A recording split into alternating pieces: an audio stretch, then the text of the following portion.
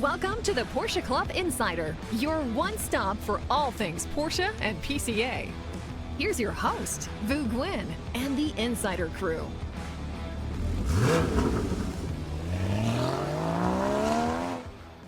Hello, everyone, and welcome to episode 77. I'd like to declare that I've come back from Monterey Car Week, and I'm alive.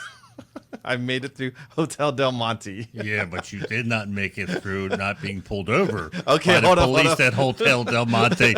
How do you get pulled over by the hotel police? Okay, hold on. Welcome, everyone, to this show. Boy, do we have a lot to go over. We've got so much to share with you. But at the table, I want to remind you, we have Manny Albin, we have Damon Lowney, and we also have Rob Sass this week. And we want to say thank you to Robert Forsyth, who is always behind the controls making this happen. Yes, we are back from Monterey Car Week. We've got tons to report, including a little, I would say, almost an infraction, but it wasn't truly an infraction. The police were involved. It's an infraction. Okay, let me rewind.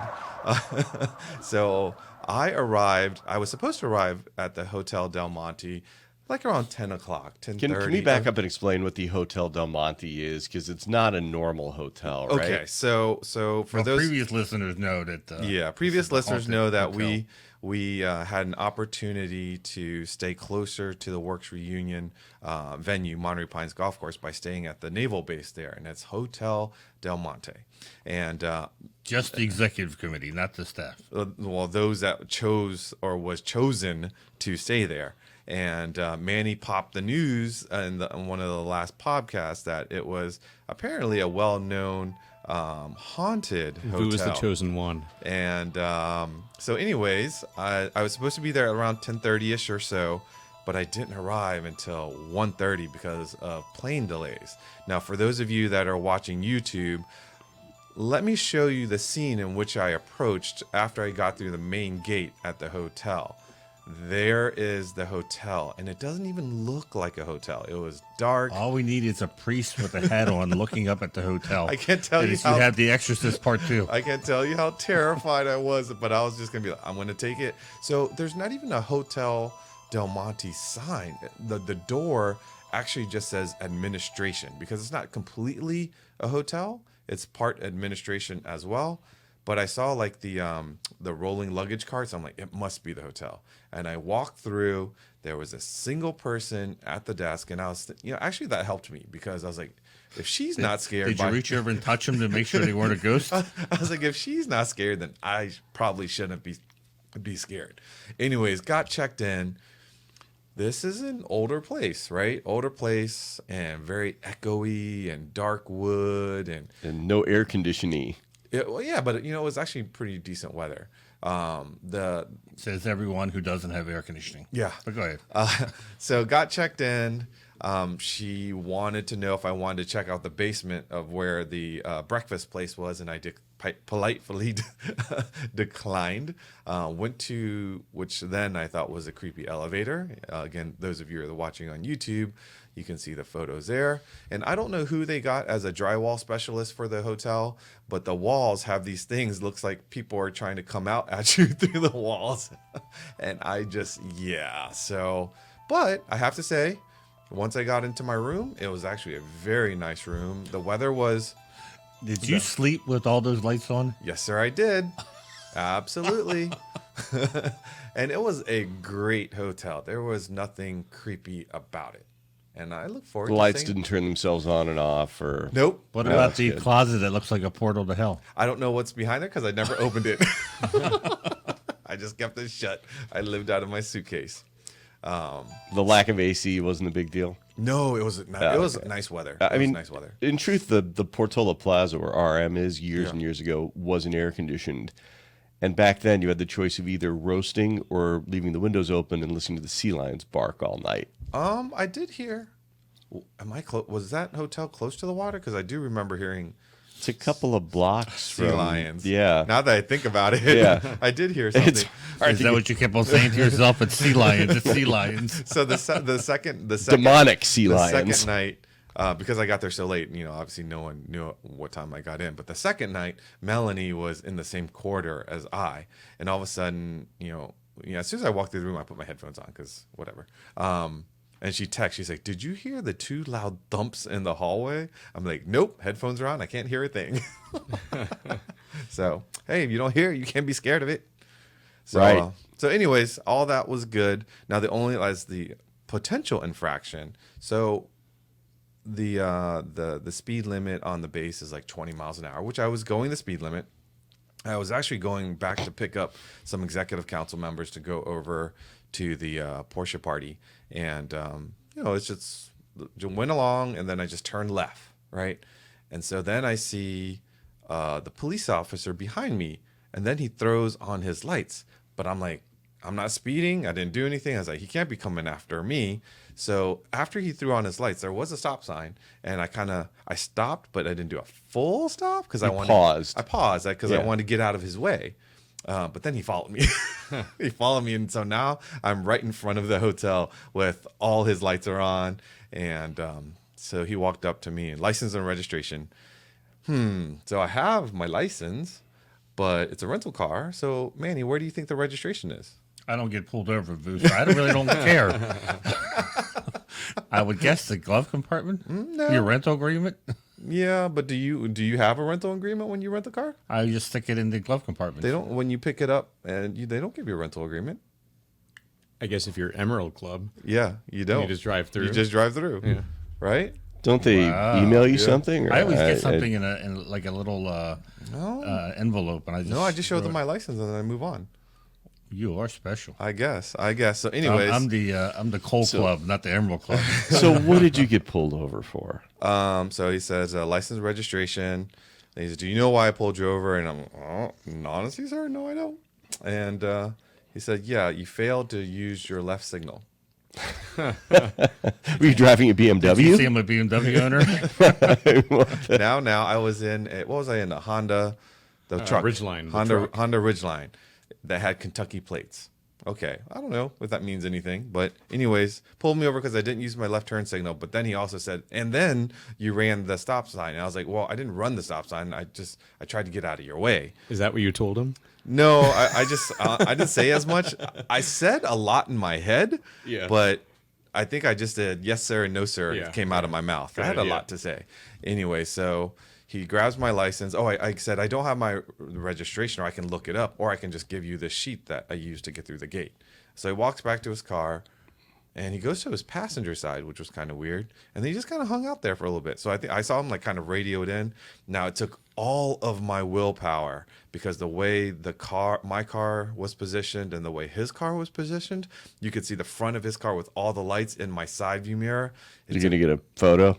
I took all my willpower not to take a photo because I'm I you know what? would've. You know what? If I take this and he sees me taking it, it might like trigger him. So I didn't. And then Todd Benz, our national secretary, comes out of the hotel with the car, and he looks at me. He's like, "What happened?" I'm like, "Oh, you know what?"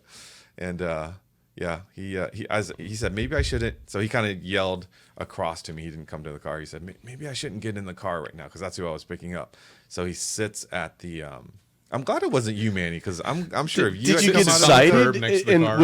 was this like a naval chief of NCIS? This was not like Monterey police. So then he finally comes back and he's like, so in case you're wondering why the chief of the Navy police, I guess, pulled you over, honestly, I'm just like, how much is in my mind? I'm like, how much does it cost for a not using your left turn signal ticket? Like, it can't be that much, right? I don't know. I haven't been lit up or haven't gotten a ticket in forever. Knock on wood. Well, maybe it's in the military code of justice. It's like super expensive. Yeah. I don't know. Well, and then Maybe like it's a court-martial offense. Then I started worrying because in order for you to be on that base, because I'm not military, like I was sponsored to be on the military by the Monterey Pines golf course. I'm like, oh man, I hope this doesn't like reflect poorly on them that one of the people that they sponsored. Yeah, you're going to be at the Hampton Inn next year. Didn't use a left turn signal. Anyways, he wasn't like mean, but he also wasn't nice. But basically what he said was, he just, he says, I know it's car week and it's a lot of excitement, but we just wanted to let all the car people know to please be careful on base, which I totally agree. And the reason why he pulled me over to make an example was because someone got hit earlier on base by a car. So I totally get it. rightfully, I guess if I don't use a left turn signal, then pull me over. But yeah, so that was a little exciting. You cannot give me any crap for the way I drive. No. I have not been pulled over in over 10 years. Your poor driving has to do with anger management, not because you're not following the rules of the road. Yes. Evidently, I know how to follow the rules of the road. That's two different things. Let's cut to the chase. Who wrecked the bright green Lambo over the weekend? Which one of the supercar groups? No. You didn't see that picture? I didn't see that picture. Oh, it's all over. I did see some people get pulled over. It's all over the Instagrams. I mean, Really? it's badly. We don't promote Rex and PCA. No. Yeah. Well, Yeah, hopefully people are driving smart because I did see some cars get pulled over and people doing dumb things, and it ruins it for everybody else. Ruins it for everybody else. I'm not going to generalize here who it is, but I don't know, like maybe 10 years ago, the supercar people all started showing up during Car Week, and There's a place for supercar people. It's just certain individuals that can't handle Usually you're it. just sitting there revving their engines. Yeah. Exactly. They're not doing anything. Catching so. on fire. All right, so before I got there, you guys went to a pretty special place to pick up Project 964. Yeah, Kaa Design. Bruce is graciously storing our 964. Yes, thank you, It Bruce. was probably the least expensive car there, other than the Mercedes sedan. I was about to say there was a Mercedes C300 that was there. But it's Bogdan's put some pictures of it on our Instagram account. A beautiful place, and Bogdan had never been there. Damon, you had been there, right? I had been there. I actually shot a few videos That's there a right, few years yeah. back. And I went there for an event a few years back too. But it's amazing from when we were there on Wednesday to when we dropped the car off on Saturday. They already brought in different cars. It was pretty impressive. It's a full restoration facility, and they specialize in converting 959s to, I guess, modern standards. Mm-hmm. They give it a lot more power. They make it more drivable. Still looks stock on the outside, but they really recommission them, almost like the factory does. Yep. And so when we were there, we saw way back we saw a Ruby Star 959, which is pretty impressive. Yeah, still getting built. Yeah. Yeah, so not only 959s and not only Porsches, I mean, it's an amazing facility. And if you're a car nut, your eyeballs will have trouble focusing because there's so many cool things to look at. And not only are they working on customer cars, but they have cars for sale in their front lobby, and cars with some really interesting history, like was it the first SC that was imported? First 83 SC Cabriolet. Yeah, was that the red car with the white interior? interior, yeah. I was wondering what that was. Yeah. I think Gene was the past president, right? Yep. Past national president. And then we saw race cars. We saw there's even what was it, the Jaguar, the huge Jaguar that was only a 6-cylinder twin turbo. XJ220. Oh, yeah. They had two of them. Yeah, it's crazy. One was in the back, one was in the front. So yeah, showroom, restoration shop, vintage race shop, you could probably qualify that as. And then upstairs, museum. Yeah. It's really, if you've never been there, you get a chance. I believe they hold Cars and Coffee and certain events there, each year. Highly recommended you attend something there and try and get a shop tour. Yeah. Wow. Yeah. A pair of XJ220s. They had Brutus on display. Yeah. Not display, but they were they Doing some work repainted on it it. a different color. What color was that, Dave? You remember what color? It was a dark, it looked black, but it was Like a dark purplish. purple. Yeah. Purplish, yeah. Yep.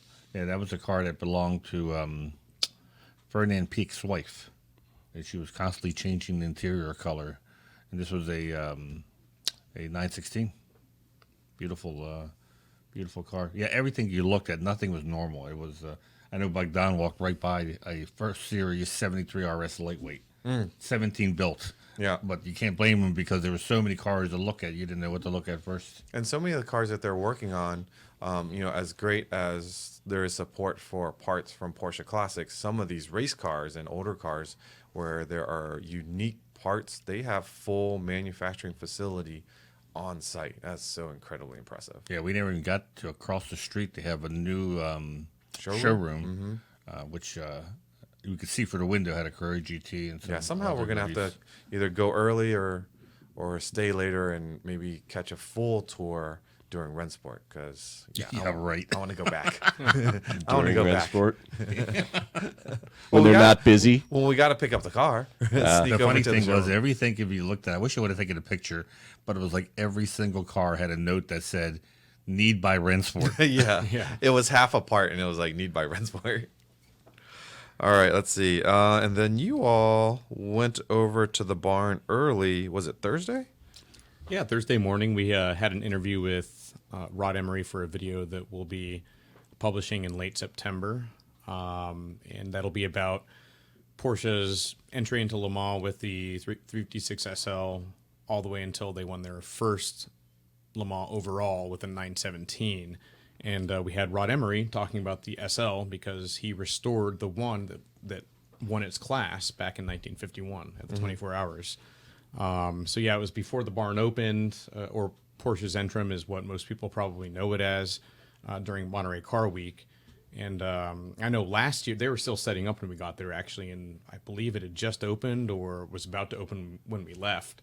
But they had the normal, cars everywhere, a couple undercovers, placing seats where they need to be. You were there last year, around the same time. Yep. But yeah, that's where all the Porsche-centric action goes on that isn't at the Quail. I think there are seminars that go on. You could have done a yoga class on Friday morning or something. A little bit for everybody. And actually, before I got to the hotel, I didn't make a pretty big event, which was Motorlux. You guys got to go to that. Yeah, well, I got to say, before you go to Motorlux, Rod Emory is just an incredible professional when it comes to camera. Absolutely. He has a second career waiting for him when he finishes restoring 356s because he was the delight to interview, and we asked him for a sound bite, and we said here's what we're doing, the big picture of this video, and he listened, and it was like 10 seconds, and he thought about it, and he said okay. And he went, and it was as if we wrote a script for him. He's a was pro. Just, He's very good. So articulate and Knows everything on the top of his head. yeah, exactly. And it was a pleasure to interview him. Not everyone is like that, It's just because they don't do it on a regular basis. But yeah, we could have interviewed him for another hour of the stories that he has to tell, especially for someone that relatively young to have so much experience. And of course, thank you to Porsche for allowing us to set up. At first, we had to let them know that we were doing what we were doing. So it was funny watching him tiptoe, almost literally tiptoeing across the room so that he wouldn't make noise as we were doing the interview. But we were in and out fairly fast. And Yep. I did want to steal the paint cans. That's what That Kathy would have was been the worried time about. to do it. No one's paying That attention. and they had these like framed, almost like Porsche poster size of was a fabric, not a wall, but fabric poster, let's say, of the different colors they have for the paint. But are Porsche colors like Riviera blue, Speed yellow. That would look so good in our garage. I thought, I wonder if this is turn and burn. I wonder if they're going to throw Turn this and away. Yeah, it was. We'll talk a little bit more about the barn here in a second. But share with me some of the details of what I missed at Motorlux. So let's see. Motorlux used to be called the McCall's Reunion or Gathering, or then Haggerty bought it, and it's still I guess the same. I've never been to it, so I never went to it when it was McCall. I just saw pictures. So it's at the airport, the Monterey airport, and it's big hangar, and it's $550 a ticket, I think. Oof. Yeah, to get in. The best part was that still didn't get you that exclusive Club Motorlux. That's above and beyond. That was the above five- and beyond. I didn't ask how much more, but I thought it was funny because they put the people behind mosquito netting that were allowed in the Motorlux. So I was telling somebody, I said, you feel like a way a mosquito feels. You can go get into in, it. but you can see what the people are doing. So was the area inside Club Motorlux large, or was it just like food? About or- maybe 1/3 of the hangar, I guess. Okay. It was like maybe half the hangar. Was it more It's food? about 400 people. Or I more don't know. cars? I could see cars. You didn't in like there. go up to the net and look through it? You can't. You got to stand back to be able to look. When you go up to You it, have all to you stand see back. is net. You don't. Oh. Huh. So, anyways, there was plenty of food on the outside. Yeah. Plenty of drink. Stella Artois was they had glasses and they're engraving your name on it. Oh, what? It was, cool. but I thought about it. I said, do I really want to walk around with 1 or 2 glasses? And I could see people walking around with like 6 glasses All night. Now what are you Gotta going to get their do? money's You know? worth. Yeah. But Broad Arrow had their cars on display for the auction, and it started off in the late afternoon and went into the evening. So there was a lot to look at, and of course, intermixed is warplanes, different jets, they're jet vendors. If you wanted to, Buy a jet. yeah, you get into a hobby that makes our hobby look cheap. You go into jets and helicopters. So I see a Honda airplane. I saw different cars. I saw. I did see our treasurer shopping, so I don't know if PCA is going to get a private jet. Well, the Honda is, I think, the more fuel efficient choice if you want it. The more efficient choice is Southwest, baby. Oh, there we go. But it So I was see some leaking vehicles. yeah, the Safari rally cars. They had it positioned very nicely, and you could walk right up to these cars. Same thing with the planes. People are going inside. I had these visions, where you see these Instagram influencers taking pictures inside of jets, and I'm like, this is probably how it happens. They go to a show, and they take a picture of themselves. Oh, sitting like they're flying. Yeah, in. so they were letting people up in small amounts, so it wasn't like a complete walkthrough of people. They were let 2 or 3 at a time. Yeah. So yeah, you could take a picture and look like you were on the jet by yourself. Yeah, bring like 5 changes of clothes, just getting back in the line a couple times. That's funny.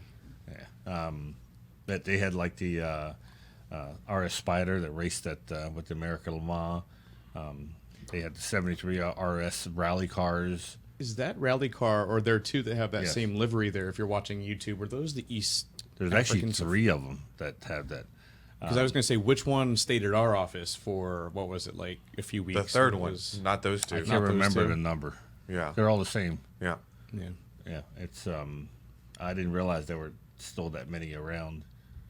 It was plenty of cars to keep yourself occupied. So music, food, milling around, looking at different cars. Great for that. Great people watching. We had Yeah. a great time people watching, especially about 3 hours into the event. As the because- liquor kicks in. Yes, event. I would suggest if you want to go next year, buy your tickets early because this was sold out. And get Club Motorlux and let us know what's behind the mosquito netting. Yeah, that we or missed. if you went this year, let us know what's behind the net. There was plenty to eat on the outside, like I said, but I wanted to know what was behind the net. I can tell you what was in that area during the auction. Oh, There was champagne and caviar back there. So There was also a 907, I think. I would have liked to have seen that. I saw pictures of the 907, and I said, this was behind the netting. yeah. All right, and then we took a good night's rest after Thursday's setup, which went, in my mind, quite smooth. All of the tent and suppliers that we had Showed up early? not showed up early. They showed up on time. Well, on time. On That's time. early. Yeah, that's early. Because usually, we ask them to come at 7 and they come at 9. So they and I think it helped that there was a couple of shows that used to be on the same day as Werks Reunion have moved to an earlier date. So I think that helped out. We also were fortunate enough to get the A team in terms of traffic management that we've always liked and preferred to use. Last year we didn't get them due to labor issues and such. They didn't have enough folks, but we got them back this year. Went through sort of the logistics of parking and bringing in traffic on Thursday. Got all the tents. Kudos to Manny and Ilko and all the team and getting the merchandise store, the tents up, and Tom Pravasi and Sandra Pravasi getting all the volunteers to put together the bags. And by like 4 o'clock, like we were going, okay, we're looking around for the final You know what pieces. the funny part was? Damon and I thought we felt kind of bad because we were doing this interview in the morning. And we'd get there and because we want to do our part to help out. Yeah. We were the first ones there. Yeah. I'm looking at David going, What time did you guys get there? Before 9, I think. Yeah. Yeah, we were done, or let's see, 7:30 to 8:50. Yeah, we were there before Oh, I 9. think you guys got in before Charlotte and them. Yeah. everybody. Yeah, but we unloaded. Yeah. Yeah, we unloaded pretty quickly. So I remember the first, few Werks reunions, or when you change a venue, or even Amelia Island. We used to be there when it was like either dark or getting dark. just setting It up. was dark when I got there. Yeah, when you got there, but I mean Yeah. the setup though. Yeah. You know, Setup our day as setup. well. You know, it Yeah. just goes so smoothly nowadays. Yeah. Yeah. Yeah, the tent people being there helped out because that used to slow us down because we couldn't do anything until the tent was up. Right. This time, the PCA store tent was Yeah. up, so the girls were able to. We just unloaded everything, and they started to. We've got the Get things recipe. ready. We've got the recipe down pretty solid, and because this is our second year at that venue, I think that also That helped hugely Yeah. because everyone kind of knew where they had to be, where Yeah. we had to set up, and it was we much made- smoother. We had enough storage. We have enough trash containers and such. So, anyways, waking up to Friday is still, even though everything went smoothly on Thursday, it's hard to sleep Thursday night thinking that you're going to host thousands of people, and so we And are you got ghosts. that you have potentially might Oh, be your lights are on. Like it's 12 noon. hard to sleep when you're sleeping under a heat lamp. But no, we got there and things continued to go smoothly, and the crowd this year was even larger than last year, and it's I mean, how do we recap this? What do you guys want to? You got some highlights of what you enjoyed at Werks? But I know you were relaxed. I just saw you tooling around in a golf cart every time I looked. Yeah, right. No, I'm putting Cigar out in his fires. mouth and, Yeah, right. You wish. Yeah. So seeing that the classic restoration challenge with the 27 dealers / cars, that going off, I think they had such a strong response that they had to judge. Judging took a little bit longer than they expected, but their award ceremony went a little bit later, so we adjusted to that. We had I got to say, Zarnowski always impresses me because, and for those who were at Werks, you saw that was it yellow or orange? which one? The thing we're going to use for membership at Rensport. Oh, the yellow crate. Like I said, yellow crate that they got to put together. Mm-hmm. And when I say put together, they mean they put this thing together. It's I thought it came on like a flatbed or something, and they just unloaded it. They had to put the whole thing Oh, yeah. together, and that must be They probably it's take. got to be so tough to know that within 24 hours you're going to be taking it back down again. I have a feeling they've assembled and reassembled that thing at least half a dozen times. Yeah, they were doing that. They were doing all these other displays for Porsche, Mm-hmm. and they got it done right on Yeah. time. They Same- didn't. Same thing with our stage and LED wall people and our audio people.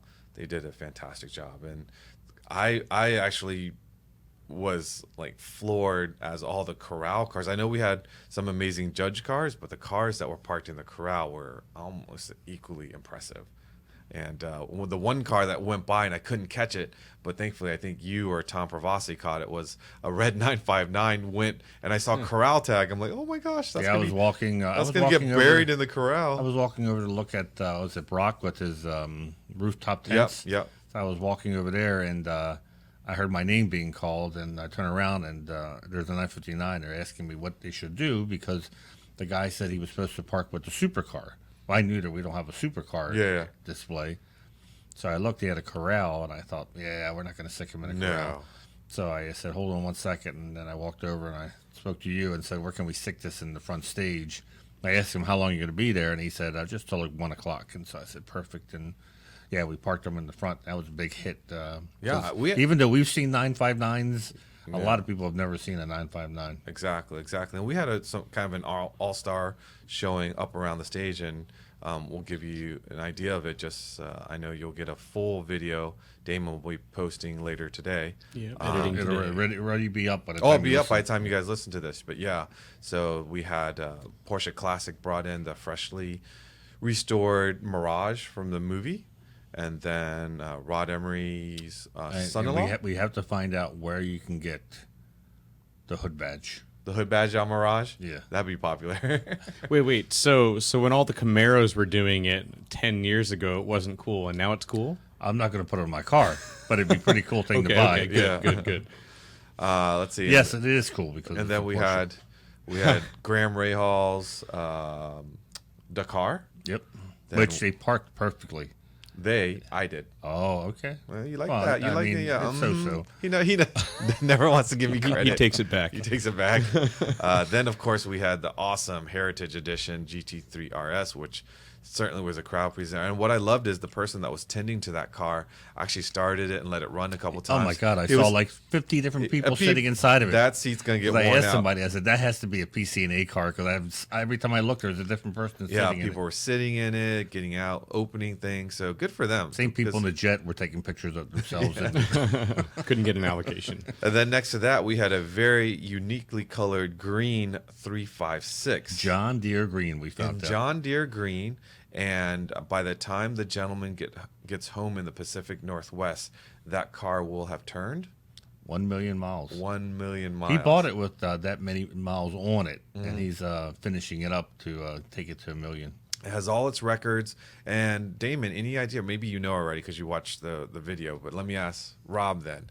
So in 1 million miles in a 356, how many times do you think they did an engine rebuild? It's a 58 convertible D. I do know this one. So Yeah, because I you watched wouldn't it. be able Yeah. to- That's why I go to Rob. 4 times? Pretty close. Very Pretty close. close. Yeah. 4 or Three- 5 times. So it's 3 times and it's on its way. He Once- said it's Wow. ready for another one. Yeah. That's amazing. Yeah. That really is. Amazing. And he was on crutches. I don't even know how he drove the thing.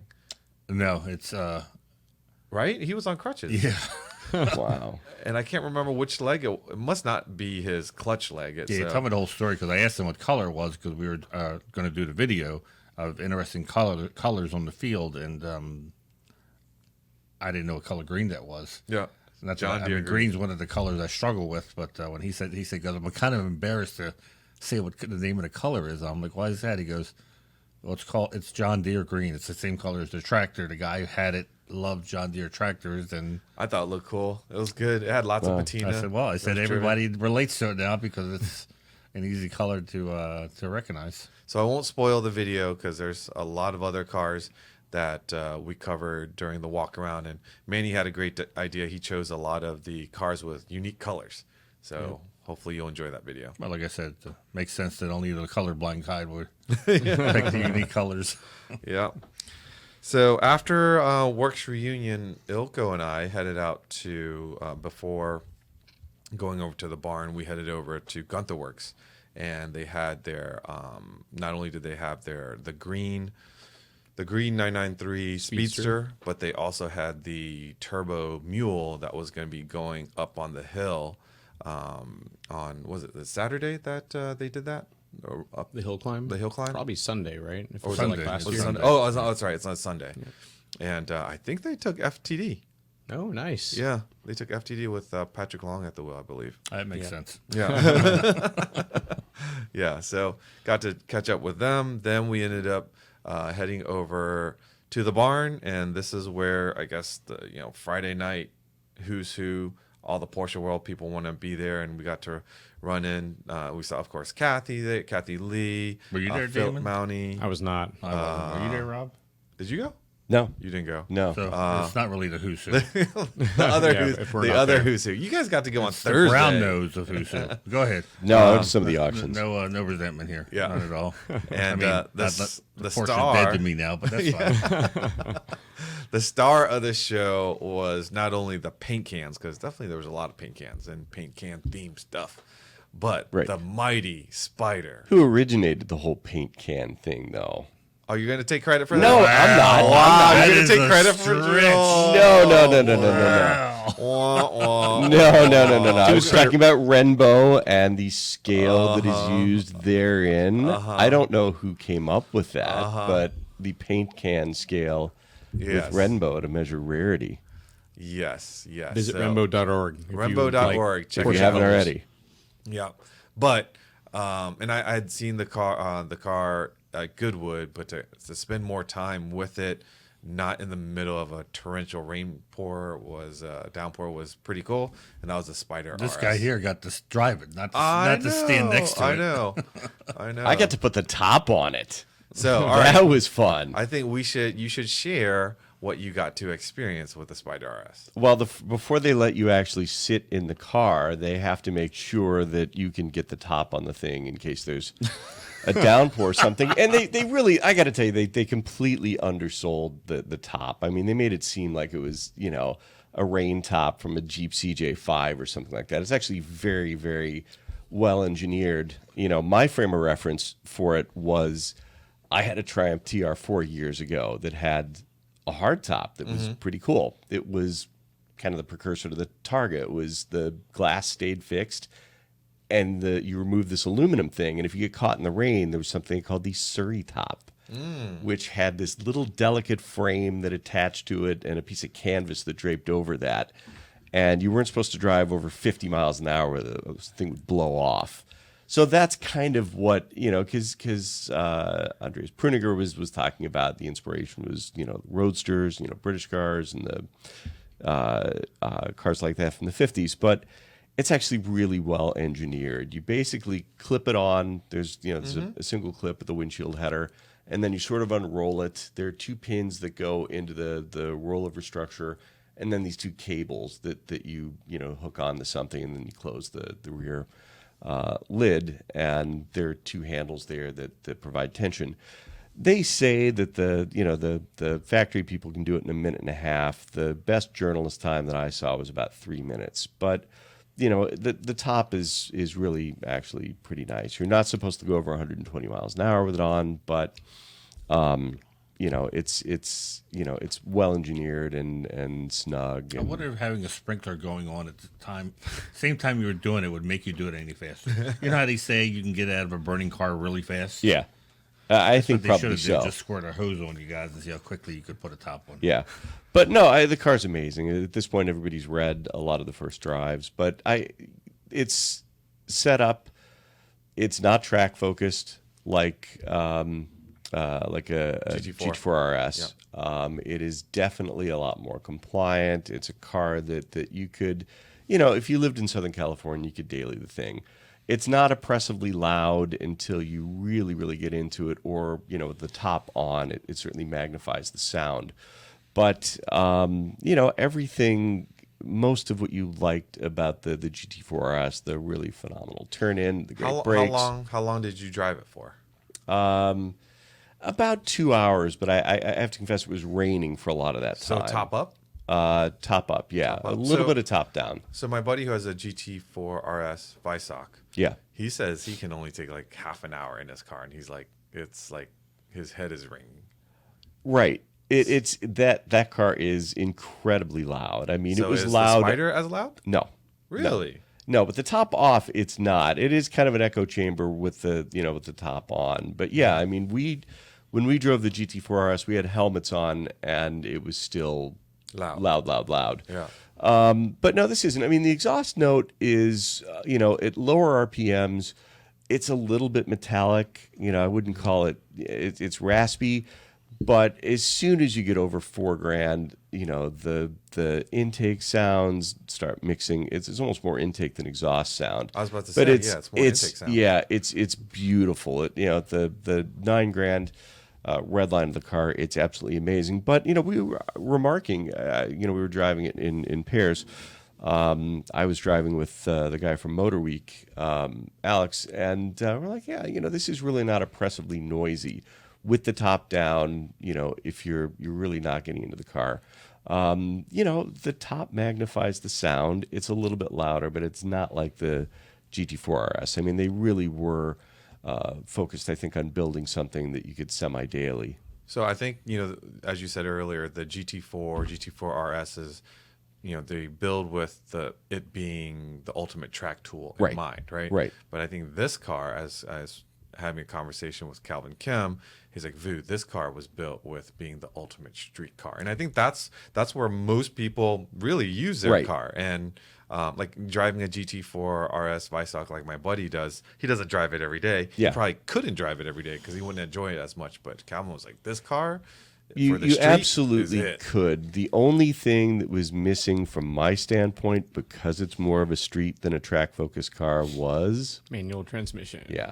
Yeah, I really, really would have liked a manual with the car, just because it's Just not because. just because Just it more, would have been just more engagement because you're Yeah. not worrying about the milliseconds or the tenth of a second you might get at an autocross or something. Right. It's not to take anything away from the car, as is. It's a wonderful car. And that's why, like, again, my buddy Peter, who has a Spider, that's a manual. Like, I really enjoy that car, and he keeps asking me, like, should I go for the Spider RS. I said, if you have the allocation, I would say yes. But if you don't worry about it. You've got a fantastic car in your garage. I'll tell you what it made me want was a 987 Boxster Spider.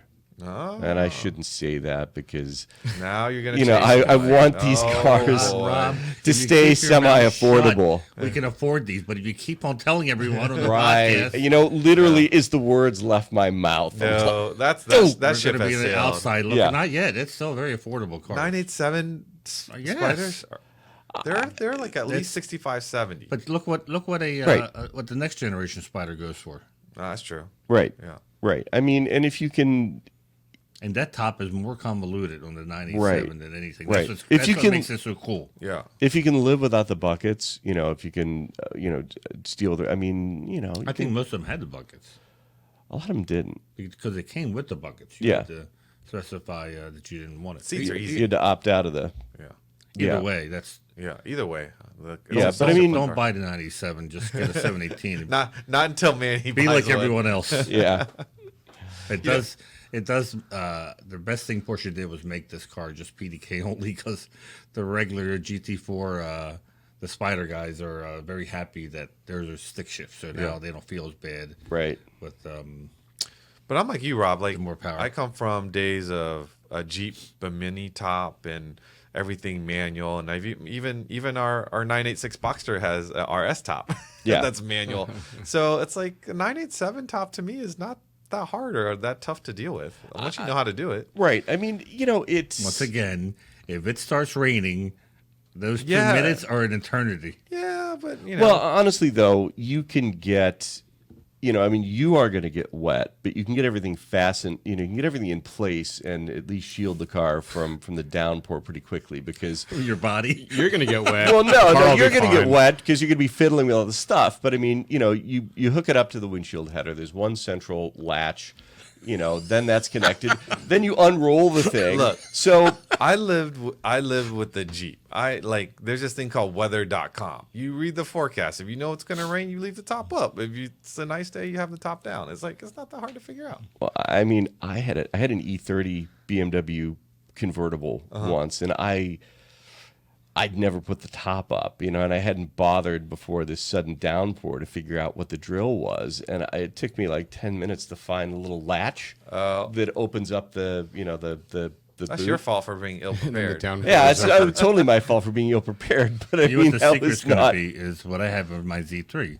And this company, I can't remember the name of the company, but it's basically half cover. Oh, yeah, And yeah. it covers the windshield and the top and the side windows. And that takes about 30 10 seconds? to 12 seconds. No, not even that long.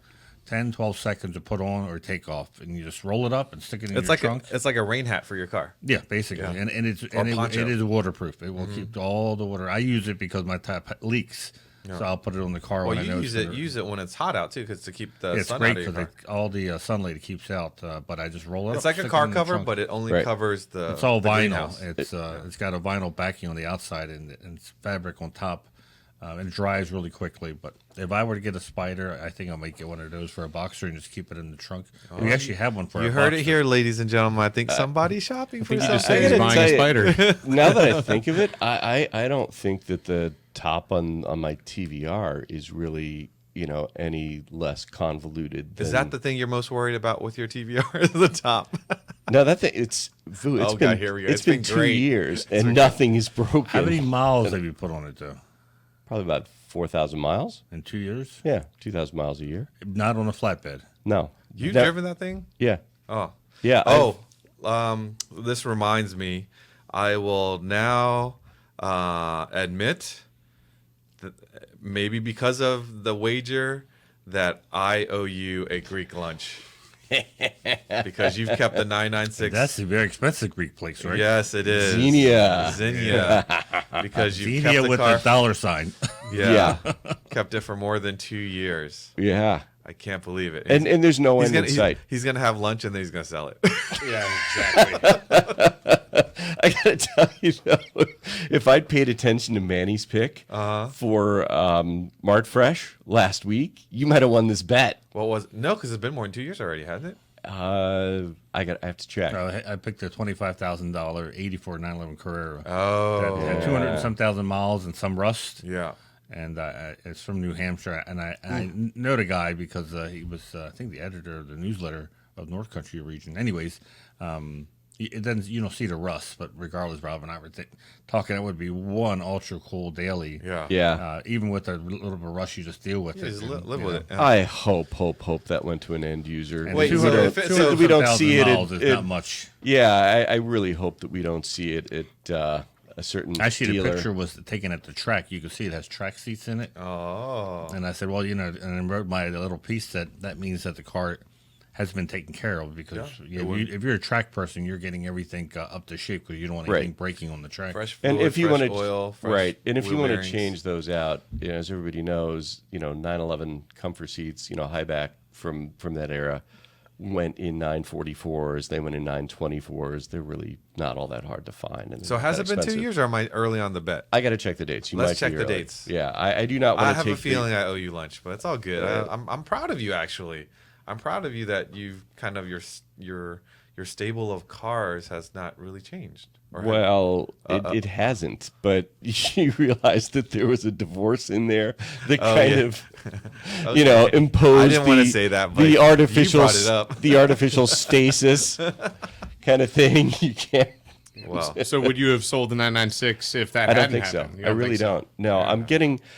It's just.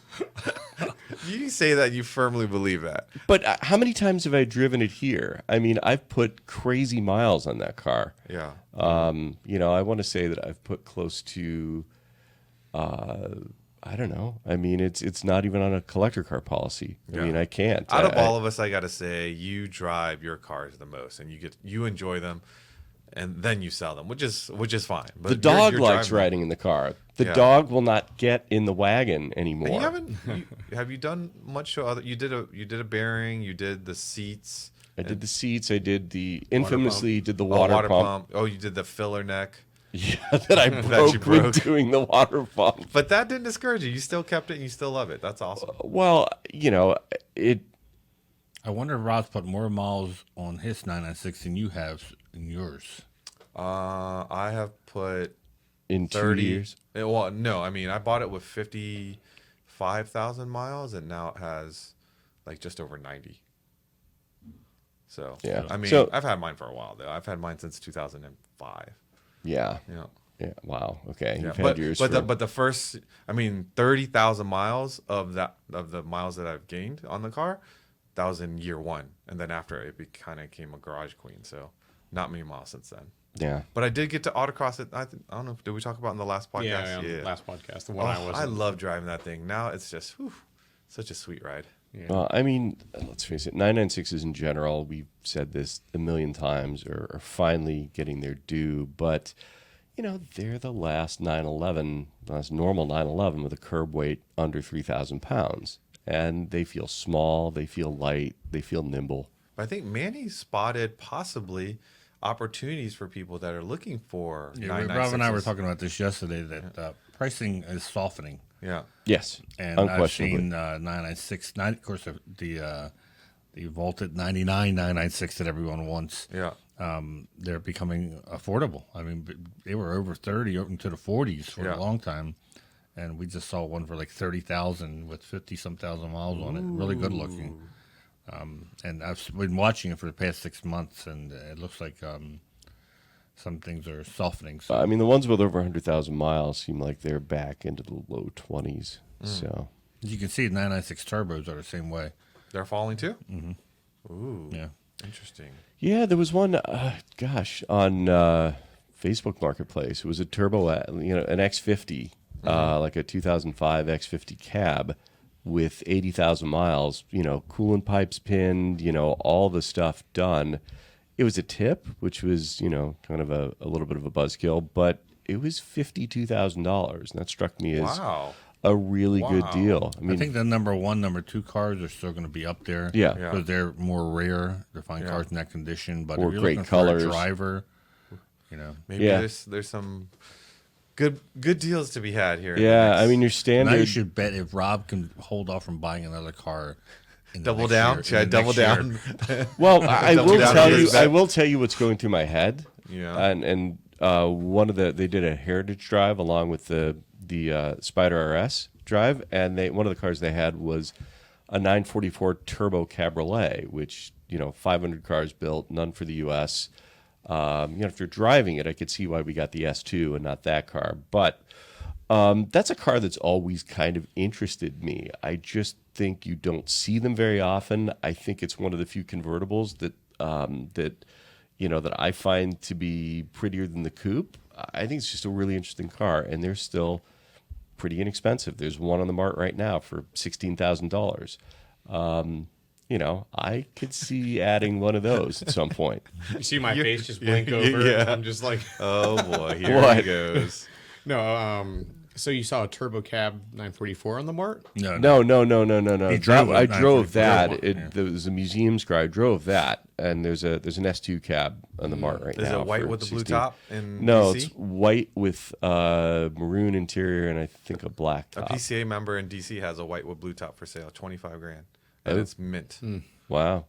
Oh, that would look sharp with the blue top. It's a blue, Yeah, yeah, a it's blue a really interior. nice That's car. a lot of car for the money. They're It just is. in person. They've got this kind of presence to them. The windshield, I think, is lower and raked more. The top has a good-looking car. speedster kind of look to it. I I mean, just can't get past the fact that they were coupes that ASC cut the tops off. but they did a good job. I mean, the fit and finish is fine on them. I mean, that's why they put those little caps on it, just to make sure that. So ASC You know. isn't that American Sunroof Company? Yeah, It's German. yeah, in Heilbronn, Yeah. Germany. Yeah, yeah, but there's some cowl shake too. I certainly will not. Cabriolets of that era. I mean, just Yeah. kind of comes with it. The thing is, what I need to find out is I don't know if the turbo engine in this car was the 1986 spec that had 210 horse. Yeah. 217. Or the Turbo S, which had and they were Why don't you 230, just import 240. one in from Germany? Because they're 500 and they're really, really expensive. But what I'm saying is you miss the low end torque of an S2. I prefer the S2 for sure, Yeah. having driven a turbo before. So the turbo I drove might have been on 3 cylinders at that point. So I found out later. Chuck, I'll leave it at that. Yeah. That red one. Yep. Yeah. Wrapped up. Let's see. We wrapped up Works, and then Saturday morning we got up bright and early again, but we didn't have to go too far. We ended up at the Mumm Auctions, and we met with the head folks over at Mumm's, and David and Lee, and we saw all the Porsches. The Meekum anthem. We saw the Mumm anthem start. Man, Oh my god. All right, this is not Porsche related, but Manny and I looked at this car on the site the other day. Did anybody see the Yes. $24,000 Ferrari I Mondial wish I had Cabriolet? known about it because I would have seeked out this car. You didn't give Robert a picture of it, did you? oh, was it at Mumm? Yeah. It went for $24,000. Well, Well, I wish we would have told Robert about it. We could Oh have man, brought it up. what? You know what a Mondial looks Yeah, like, right? yeah. That's like the 4-seater Convertible, convertible. yeah. Front So engine? let's start Or off no, with it's still it, mid-engine. it had Mid-engine. raised lettered tires.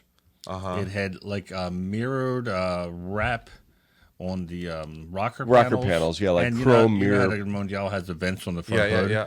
That Same was thing on there. On the side mirrors, Yeah. no chrome wrap. Even better, they had like LED, like orange LEDs. like I guess they lit up for light indicators. Oh my goodness. It was like actually the- a pretty shade. What was it called? You It was called Rosso prune. Pruna. It's like prune red. Yeah, it was a unique A color. I've rare never seen it. color. By itself, it would have been a great car just because Could of it the have color. been put back, or will it be like would it be a nice car? Oh, it had to a put tan back? top too. It's Yes, which stood out because I said to Rob, I'm like, it's almost they went to the top store and they said, what's the cheapest top you have? And they say, oh, I have this tan one that no one wanted, and I'll take it. But it Really? did not really fit. Yeah. well. So It had- so did it sell, or was it? Yeah. it goes on? $24,000. It You sold coulda for had Yeah. a Mondial. Yeah. Man, then you could just rewrap it or whatever. No, Take I all mean the- that car is going to swallow another $20,000 immediately. You know, things like it had 16-inch wheels with regular tires on it, but the spare was still a Michelin TRX. I mean, just all I wish kinds we of. had seen it. I wish you had too. Yeah. If you go to Mecum and look at the results for Monterey, just Yeah. look for Ferrari Mondial, you'll see it. It's So hey, kudos to the new owner, Yeah. 24,000. That's a respectable price for a Ferrari. Absolutely. Hopefully, it doesn't bear you too much if you. and that's a gated car. Yeah, it's gated, Oh, yeah. 5-speed. 24,000. Yeah, I think it had a 3-liter V8. 3-liter V8. Yeah. Yeah. Yeah. Hopefully, they didn't mess with anything with the engine. Didn't Yeah. put any No, that turbos all or looked anything. intact. It said it had a belt service within 500 miles By a professional. by professionals. Professional what? We don't Oh, know. there it is. Oh, Robert got that. Oh, there we go. There we Yeah. With Look oh at my that. gosh. And wow. just in case you're not sure, it's a Ferrari. It has the Ferrari sticker on the windshield. And the Scuderia shields and the fenders and on the headrest. You see the steering wheel is custom too. It has the.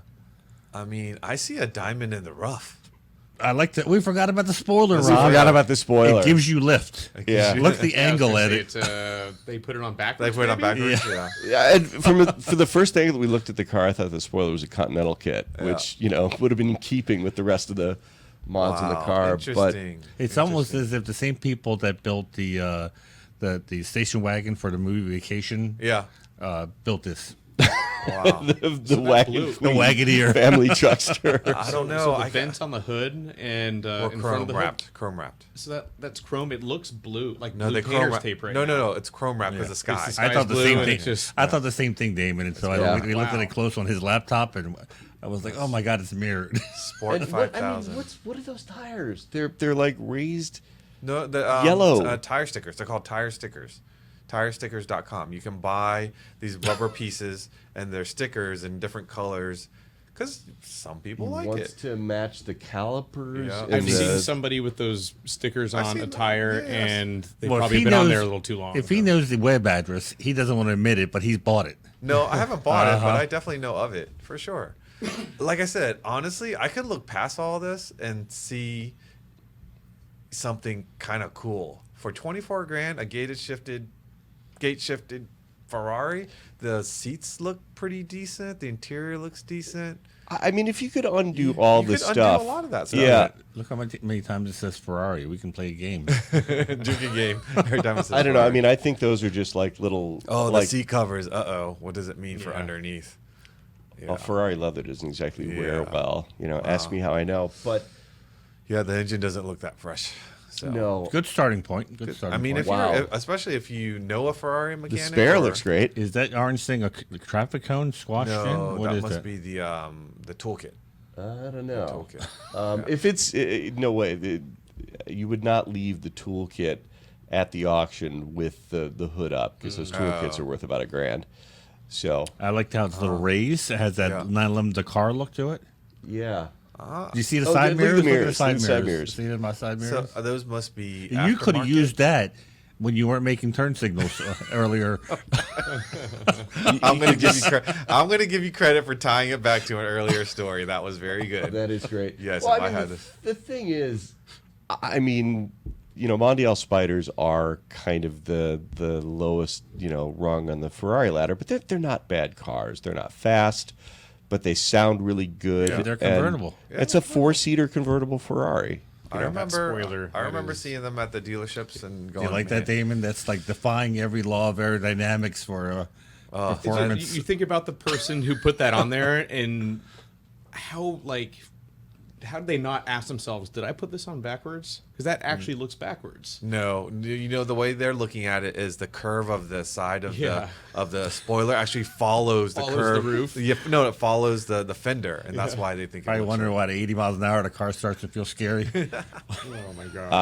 I'm just wondering what the chrome the mylar, whatever that stuff is Yeah, is comes covering, because these cars do rust. Oh, yes. And that's kind of the area where they do rust. right. So sand it down and put mylar. around right, across it. Oof. that could. you would think it'd be black or something, just not. Chrome. Yeah, look at me. Yeah. Look So at the let's talk bubbling about the cool underneath. cars we saw at Yeah. Mecum. And the very first car, Manny and I decided to wager if we could get the prices right. And this was a 917, but it was like a go-kart. the go-kart. go-kart. That was I had so no cool. nothing to go from. I knew it wasn't a cheap. I knew it wasn't going to be like a 5 to I 10. knew it wasn't a factory piece or something I had seen before. So Yeah. I said, well, it's like not, I wouldn't say homemade, but it's not a one of the pieces that we've seen that the factory approved. But it's still very cool. It was very nice, detailed. very well done. And that thing was just fun. That was. What did we say? I said 25. You said 20. I said 20. You said 25.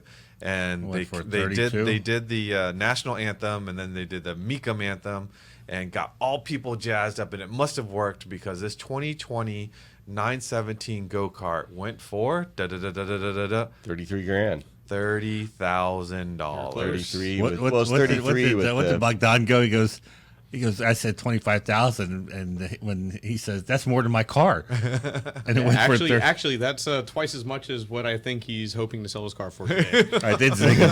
I did zig him. I go, you know what the difference is, right, between your car and this one? I said, I looked at the dash.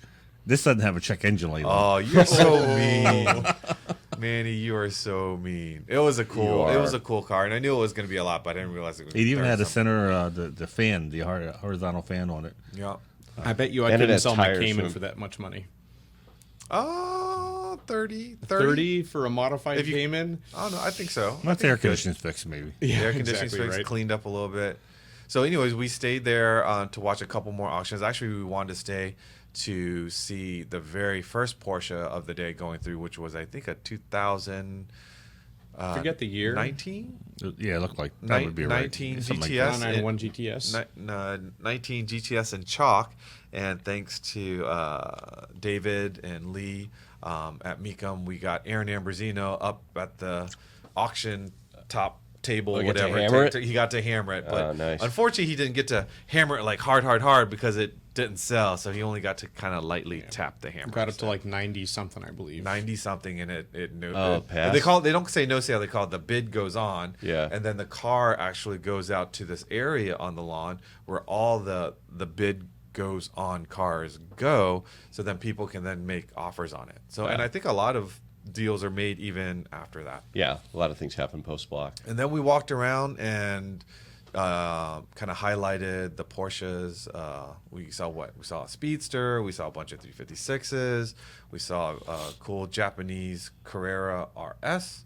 We saw late model G-Body 89 Turbo US, and The best was the lady. We're getting ready to film, and this lady, middle-aged lady, comes up, blonde lady, and she was just fawning all over this white 89 Turbo, and she kept on saying, "This is it. This is it. This is it. This is it." And we kind of chuckled because that's all she kept on saying. She was just so in love with this Turbo because the It's a turbos beautiful- back then had the big hips and the whale tail, and it's what people probably had posters of on their wall if you're middle-aged. she was in love with it. Yeah. Wow. Yeah, but it was a very rare car too, because it And was. then we watched the driver, not the owner, but the Mumm driver get in, and he sticks the key in the temperature sensor on the right-hand side. Yeah. And I happen to be leaning in looking, and I'm like, no. I go the other side. So he moves it over to the left, but not to the left of the steering column, just to the left of the temperature. And he's trying to stick it in somewhere, and I'm like, no. I go the other side of the steering wheel.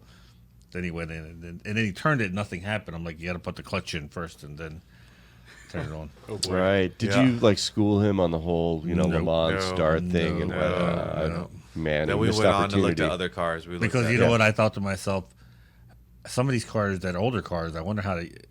I guess they got to get trained or something to turn Yeah. on. It's especially the carbureted cars. How do you fire up like a Stanley steamer? Yeah. Yeah, well, Mumm's carved out a nice niche for themselves as the afternoon auction in Monterey. I like the fact that there's, It's a lot of fun. Yeah.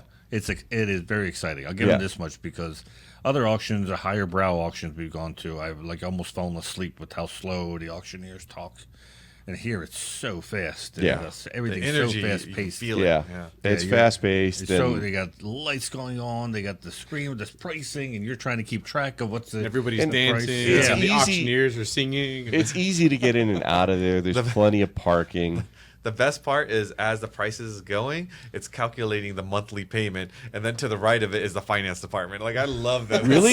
Yeah. Are you serious? Yeah, absolutely. One-stop shop there. Wow, okay. So, Absolutely. unlike the catalog sales, have got prices being calculated in yen and Swiss francs, They but have they've got that the too. payments. They have that too, Oh, and wow. they have the payments. Oh, And it's nice. Like, you're So like, they oh, have like a mobile title shop almost. yeah. at They each basically have Mumm a auction. They basically have a process- DMV in the back. Wow. What's it going to 2,000. take to put you in this Pierce Arrow today? This is their short not short, but smaller auction, and they're Yeah. running 600 cars. Wow. 600 It was like cars. nothing to them. That's like Oh yeah, I mean, what? They run that's like like a one. Kissimmee. They That's run like a like one-run group club race. It was like yeah, they run Kissimmee- like 2,000 cars or I think something. Kissimmee- 4,000, Kissimmee. he said. 4,000. 4,000. Kissimmee Wow. runs like Okay. 4,000. I'm way out of. Yeah. Yeah, that's insane. A little It's- bit of everything for everyone, and we saw some reasonable prices on stuff like Pagoda top Mercedes was like 65, 70. There's some cool. The one car that some people didn't understand, and actually there was like a group of them were early Z cars, Yes. and there's this one very Oh, special. that a Fairlady 432. The Fair Lady Yeah. went for $210,000. It's a 2-liter twin cam JDM, 240Z. Yeah, But, those are a big deal. Like, I kind of understand that one. The one I didn't understand was the 27-mile 280Z. Not a Oh, very. for 235 grand. That's insane. I can see 50 for that, but somebody had that car. It was like 230 grand for How a do you say 280ZX. 230? It wasn't even a Z, it was a ZX. ZX. It was the And disco I've mobile. driven that car many Yeah. like my high school friend, she had that, and I've driven, and it's like a terrible, Right, terrible car. it is when the Z car jumped the shark.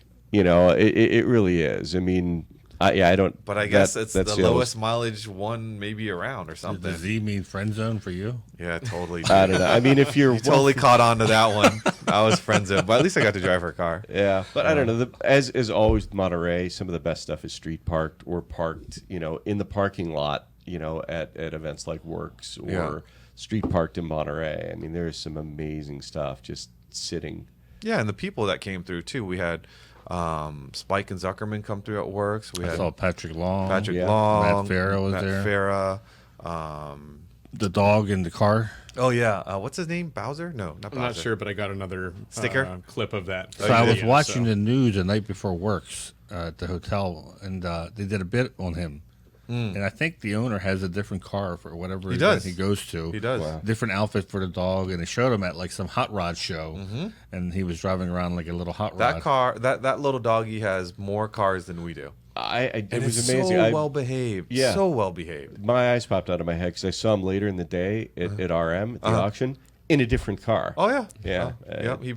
I think his owner builds those things, and he's got he puts a helmet on him. Yeah. And the dog just knows to stand there and pose, and then as soon as the owner snaps his fingers, like he knows the picture's done, and then he goes off and does his thing. And I'm like, did you train him to be like? He goes, no. I thought he's been like this since day one. The owner said. I thought my dog was Homer's the the dog. Okay. Homer's the dog. Yeah. All right. Yeah. Who, incidentally, my dog is sitting a few feet away Yeah. from us right now. He's probably dying because it's been over an hour now. And Without seeing me, Yeah. without seeing you, Manny, I'm not sure which All one right, of real us. quickly, any highlights of RM that you want to share? Goodness. Well, the biggest highlight didn't take place in the auction, but their announcement that they are consigning a Ferrari 250 GTO, which is a huge deal. Those are expensive, right? Did they say Yeah, what? those are slightly expensive. Did they say what chassis? They did, and it's the last one that sold. Didn't we see that last one in Monterey? Yeah, So here's 48 million. This is and what that I was learned today about the like GTOs. 2018 or something? I listened to a podcast on the way Yeah. in about GTOs. And they have a first series and a second series. Right, and there's a pecking order. Yeah, second series not as good as first series. Of course. For second series, they initially built only 3 cars, but Oh. since that time they added on, I think 3 more from where people took their Parts of the their- old? No, they took their first series cars and had them Ferrari rebody them the second series back before they knew that their first series was actually more valuable. So it's, I mean, there are 39, I think, that are recognized legit cars, and this is a very, very legit car from what I understand, with a known history of continuous ownership for a long time. And I think they're saying, at least 60 million. So after the Uhlenhaut, coupe, which, what was that, like 140 million, this is probably going to be number 2, the most valuable. wow. If I would have won that 1.5 billion lotto, Yeah. Well, Well, be it. yeah, oh yeah. I mean, the long-term owners of 250 GTOs, people who bought them in the 80s for $100,000. So riddle me this one. What about the car that we all saw that was a mangled piece of metal that went for 1.7 million? What was the story behind that Ferrari? That was I think it was a Mondial, like a 50s, not like the Mondial Spider. Yeah, obviously. You see that Mondial was a great buy at 24. Yeah, this was a 50s sports racing car. I'm trying to remember, like, won some major race and like. Yeah. I don't know, like Caracas, Venezuela, That's or something like insane. that. But it's a big deal. But what they're saying is, done, the car is worth $4 or $5 million, and they're saying that they can, the numbers will work with this car restored. Jeez. But yeah, I mean, The numbers just will work. Yeah. the numbers will work. I mean, somebody will not be, as underwater as the Titan submersible. I guess if you're handy. Yeah. I mean, it looks like the Titan submersible. Probably too soon. So by the time you hear this, Tech Tactics Live would have already happened, and then we're talking about the market tomorrow night, and we have Rob and Nathan Mers, and of course Vu hosting. So if you didn't watch it live, take a look at YouTube and check out the discussion. It'll be interesting to hear what cars they picked and what Rob and Nathan think of the market as far as the auctions from Monterey will tell us, or their overall opinion on if things are going up or down. So speaking of videos, maybe you can share up right now is the Silver Spring Restoration 944 video. Yeah, so released that video last week, I think. Yeah. It was on Tuesday, yeah. So it's because we had our podcast on Monday last week, so you guys don't know about this. But it's Porsche Silver Spring. The area east is where their car is competing in the Porsche Restoration Challenge, or Porsche Classic Restoration Challenge. And for area east, it's the only 944. I thought he said it was the only one in the whole competition. We obviously saw some over in area west, so I might have to revise the title. But instead of going let's modify this thing and make it look as ostentatious and just loud as possible, like some of the cars we saw in the individualization category, this is a fairly sympathetic tribute to the 944 Turbo Cup, with the exception, if you know these cars, that they never came in gray. Right. Which this 86 Turbo, which is also a little early for, I believe, a Turbo Cup, he picked it because they're lighter, simpler. You don't need to deal with ABS or all the safety features. Right. Didn't come with an airbag, so you can put a sports steering wheel on it. Exactly. Yeah.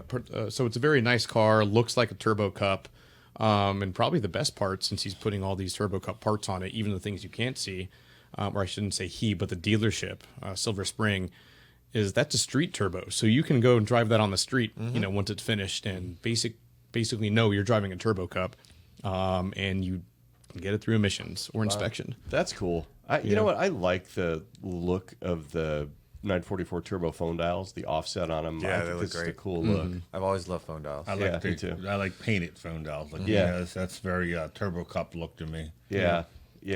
We all wept when they went to Design 90s, D90s. D90s, yeah. I like D90s as well. I don't dislike them, but those phone dials. You know what they look are good so on cool. is a 944 Cabriolet. Oh. Yeah, that is true. Yeah. Yeah. So something else to note about that video, actually, too, before I forget, is so the car that Silver Spring is building, that's a tribute, but there were six 944 Turbo Cups gathered, and then one real 924 Carrera GT S Club Sport, I believe, wasn't it? Yeah. All in one place. And when it comes to those Turbo Cups, that's like a third of the actual cars that exist. Right. Yep. So it was a pretty cool Cars and Coffee, if you want to call it that. All right, so I think I'll take this little stopping point to remind people about the newsletters, Robert. If you haven't joined eBreak News, do that. Just go to PCA.org. And let's see what else we've got. Mart Fresh News, Performance News. And just real quickly, because I know I knew we wouldn't have enough time to cover everything, but we do want to hit a couple of news items. First one here, Manny, the 963 at Petite. Oh, it's a new announcement. So a third car from Penske is going to be driving, and Joseph Newgarden is going to be one of the drivers in the third Penske car, the Petit Le Mans. You know who Joseph Newgarden No, I is? don't. That's why I'm looking at you. I can tell by the blank look in his face. Somebody's been talking about the I'm new like, Ravens. I know I should be impressed, but I don't know why. IndyCar driver for Yeah. Penske. Okay, gotcha. All right, next And, one. and yeah. Jensen Button. Which There we go. everyone That name knows. I know. Joe Yeah, Jensen that- Button. yes, all right. yes. He's driving a 963 for JDC Miller. Yeah. That'll be fun to watch too. So it's cool that obviously more of these customer cars are making appearance, of which I don't think any other make right now has a customer car. So that says a lot about Porsche, that they were staying true to their belief that they make these cars for customers. Anyways, he's going to be driving the famous yellow JDC Miller car. So it'll be cool to see a F1 champ doing that. And next, not to be outdone by Delta, Lufthansa is getting into Yes, the game. Rob, you got the Delta ride, didn't you? He did. Yes. He got the Delta Yeah, ride, but not yeah. Lufthansa. How'd you get that? Did they put you in first class or business class? Well, it was just it was for the 718 Spider RS drive, so they were flying me there, so they knew my whereabouts. So yeah, I got the 918 Spider. I don't care about that. I care about you getting- You know what we get? Business class. We get the hustle from gate 22 to gate 32 with no time for bathroom or anything. Yeah, gotta we did get on hustle. we don't get the shuttle. But if you fly Lufthansa now, they're getting on the bandwagon too, and they have a special. I think it was the Taycan.